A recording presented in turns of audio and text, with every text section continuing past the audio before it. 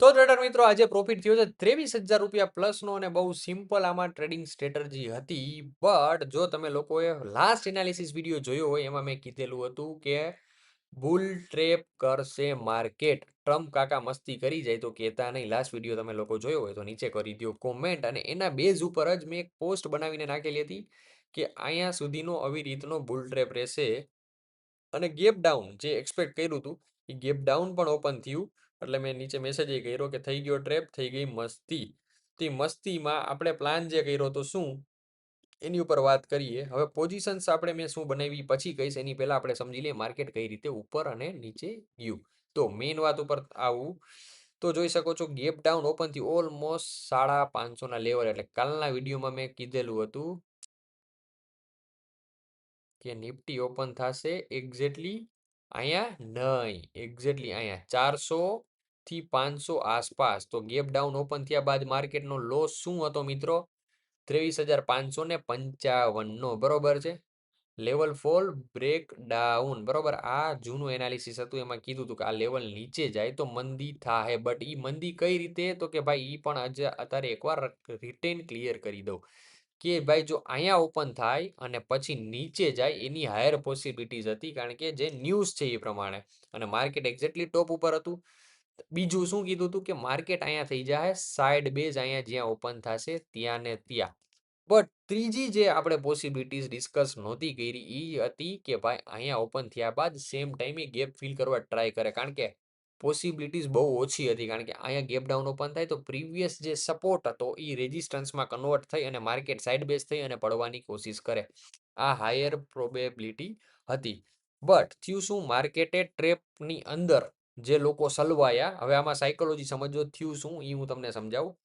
ટ્રેપમાં જે લોકો સલવાયા હોય ટોપ ઉપરથી, જે લોકો 24,000 પોઝિશન્સ ઉપરથી બાય કરીને વિચારતા હોય કાંઈ ત્યાં માર્કેટ રિકવર થઈ ગયું ઉપર જશે ને માર્કેટ ખુલ્લું ગેપ ડાઉન, એ લોકોને થયો લોસ. એ લોકોએ શું કર્યું? જે સ્માર્ટલી જે લોકો પોઝિશન્સ બનાવીને આવ્યા હતા ડાઉન સાઈડની, એ લોકો અહીંયા પોઝિશન કરી કટ, પ્રોફિટ કરી લીધો બુક ફર્સ્ટ સેશન્સની ફર્સ્ટ આવરની અંદર. તમે લોકો જોવા જાવ ઓલમોસ્ટ માર્કેટ કન્ટિન્યુ 10:30 પછી ઉપર ગયું છે. ફર્સ્ટ આવર બાદ જે લોકો પોઝિશનમાં લોસમાં હતા એ લોકોની એવરેજ પોઝિશન્સ અહીંયા ક્રિએટ થઈ હોય. બરોબર છે. એ પોઝિશન્સ ક્રિએટ થઈ હોય એના કારણે, નકર તો તમે લોકો વિચાર કરો આ વિશે રિકવરી લેવું હોત ને તો એ સવારમાં જ આખું કવર થઈ ગયું હોત. આ જે આખો મૂવ છે આ હું સમજાવું કઈ રીતે થયું હોય, બાકી હું ડાયરેક્ટ એનાલિસિસ વિડીયો ચાલુ કરી શકું છું. બટ આ સમજવું જરૂરી છે. કાં પૂરેપૂરો ગેપ ફિલ ન કર્યો, રેઝિસ્ટન્સ આગળ જ છે તો અહીંયા અટકીને ઊભું રહી ગયું. બરોબર છે. કાલ આપણે છે રજા. બટ મેઇન વસ્તુ તમે લોકો સમજો, અહીંયા 800 પાસે આવીને ઊભું શું કરવા રહ્યું?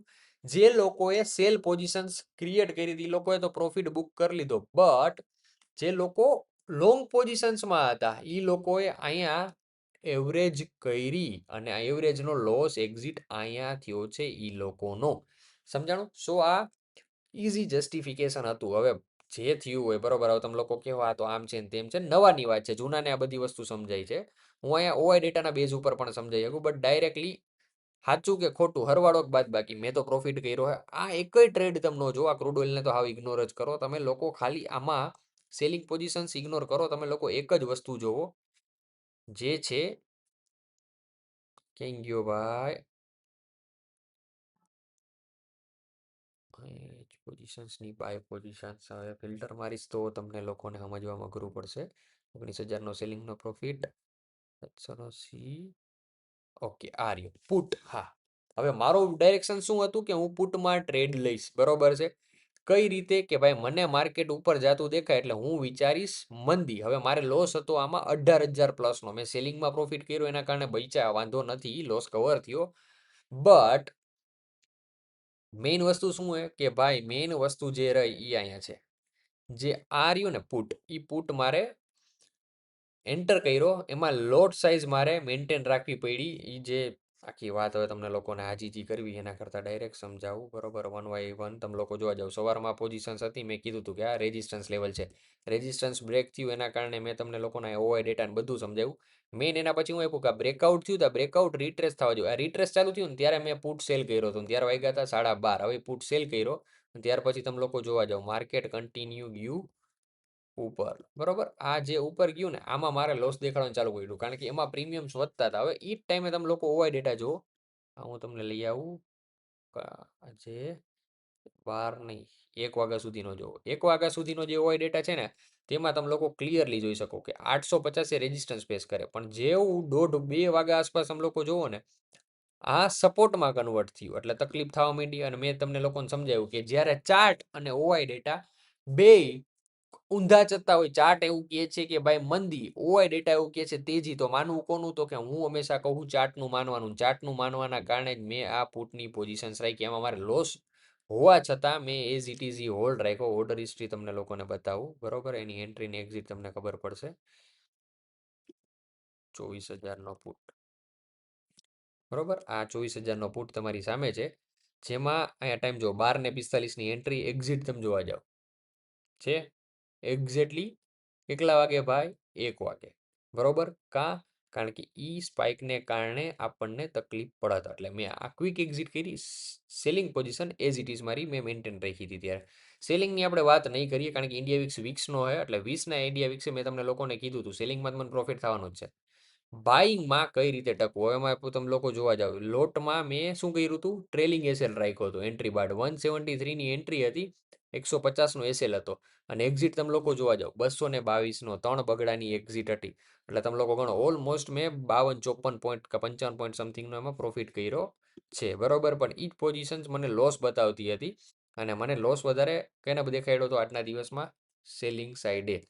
તો કાંઈ વાંધો નહીં, 6,000નો પ્રોફિટ મળ્યો બટ સારી વાત છે. તો બધી અપડેટ્સ તમને લોકોને ગ્રોઈંગ ટ્રેડરના ટેલિગ્રામમાં મળી રહેશે ડેલી બેઝ ઉપર બરોબર છે. તમે લોકો અહીંયા ફોલો કરતા રહીજો. ચાલો ડાયરેક્ટલી હવે આપણે એનાલિસિસની વાત કરીએ. તો એનાલિસિસમાં તમે લોકો જોઈ શકો છો પ્લાન હતો 30,750 બ્રેક કરે પણ આ કઈ રીતે બ્રેક કરે? જો અહીંયા ગેપ ડાઉન ખુલે અને ઉપર જાય પૂરેપૂરો ગેપ ફિલ કરીને પછી બ્રેક કરે તો આપણે ટ્રેડ હારો મળે. હવે કઈ સિચ્યુએશન બનશે? તો હવે તો આપણે કાલના દિવસનો એક દિવસ જવા દેવો પડે. ગિફ્ટ નિફ્ટીમાં જે કાંઈ ફેરફાર આવે એ પ્રમાણે મને નથી લાગતો મેજર કાંઈ ફેરફાર આવે. ભલે કંઈ કદાચ બોલી કાઢવી જાય તો ઠીક છે બટ આને આપણે ગેપ ફિલ કન્સિડર કરશું. યસ, ગેપ ફિલ કન્સિડર કરશું. જો ગેપ ફિલ કન્સિડર નથી કરતા તો આ ગેપ ફિલ કરવા જાય અને પછી નીચે જાય તો આપણે સિમ્પલ એક જ પ્લાન ફોલો કરશું. જ્યારે 750નું લેવલ માર્કેટ બ્રેક કરશે ત્યારે આપણે લોકો અગેઇન મંદી માટે ચડશું બરોબર. બેંક નિફ્ટી જ પ્લાન બરોબર છે. ગેપ ડાઉન ખુલ્યું આપણે જે પ્લાન કરતા હતા અહીંયાથી ગેપ ડાઉન ખુલી અને પાછું ઉપર વયું ગયું. બેંક નિફ્ટી એક્ઝેક્ટલી ટોપ પોઝિશન્સ ઉપર છે. હવે બેંક નિફ્ટીમાં બહુ મસ્તની હેડ એન્ડ શોલ્ડર પેટર્ન બનેલી છે. આ એક મગજમાં રાખજો, આ હેડ એન્ડ શોલ્ડર પેટર્ન રહી બરોબર છે. એક્ઝેક્ટલી ટોપ ઉપર છે. હવે અહીંયાથી એક ડાયરેક્શનલ ટ્રેડ ખુલે બહુ મસ્તનો બરોબર છે. આ જગ્યાએ જો એન્ટ્રી મળે 450નું લેવલ બ્રેક કર્યા બાદ એટલે 200 પોઈન્ટ અહીંથી બ્રેક કરે, અહીંથી આપણી એન્ટ્રી થાય બરોબર. 500 પોઈન્ટનો એસએલ રહીએ અને ટાર્ગેટ દે અહીં સુધીનો જો ખેંચાય ને 3,500 પોઈન્ટનો બહુ મસ્ત મજાનો ટ્રેડ બને છે. આ હું પ્રોપર ધ્યાનમાં રાખીશ. ટ્રેડ પ્રોપર પૂરેપૂરો કેપ્ચર કરી શકું તો વાહ ભાઈ વાહ, જમાવટી જમાવટ હે. કારણ કે 30નો લોટ આવે અને રિસ્ક તમે લોકો જોવા જાવ તો 5 તેરીને 15,000 રૂપિયાનું રિસ્ક 500 પોઈન્ટે અને પ્રોફિટ કેવડો? તો કે ભાઈ 15 90,000થી 1,05,000 સમથિંગનો પ્રોફિટ મારે આમાં આરામથી થઈ શકે એમ છે. બહુ સારો એવો ટ્રેડ છે. પોસિબલ થયો તો હું એકવાર કેપ્ચર કરીને તમને લોકોને બતાવીશ જ કારણ કે મારા લોંગ વ્યૂ હોય તમને લોકોને ખ્યાલ જ છે કે કઈ રીતે આપણે એમાં એક્ઝિક્યુટ આપણા પૈસેથી કરીને દેખાડીએ છીએ. સો બે જ વસ્તુ મેજર ધ્યાનમાં રાખીએ. બાકી આ ગોલ્ડમાં બરોબર છે કીધું તો થોડુંક નીચે આવશે 600 સુધી. તો આ તમે લોકો જોયું ક્યાં ઓપન થયું એક્ઝેક્ટલી 680 એ નીચે તમને લોકોને 650 સુધી જોવા મળ્યું. કાલનો વિડીયો તમે જેને જોયો હોય છે એને યાદ હશે. એઝ ઇટ ઇઝ છે, એમાં વાંધો નહીં. અમે એ કીધું હતું કે નીચે ખોલીને પાછું ઉપરની બાજુ કવર અપ થઈ જાય વાંધો નહીં આવે. એઝ ઇટ ઇઝ જ છે, એમાં કંઈ એટલો બધો ફેર નહીં પડે.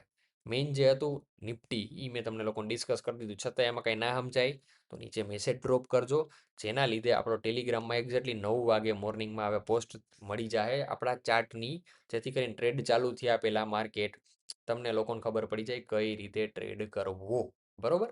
મળીએ નેક્સ્ટ વિડીયોમાં. જય હિન્દ, જય ભારત.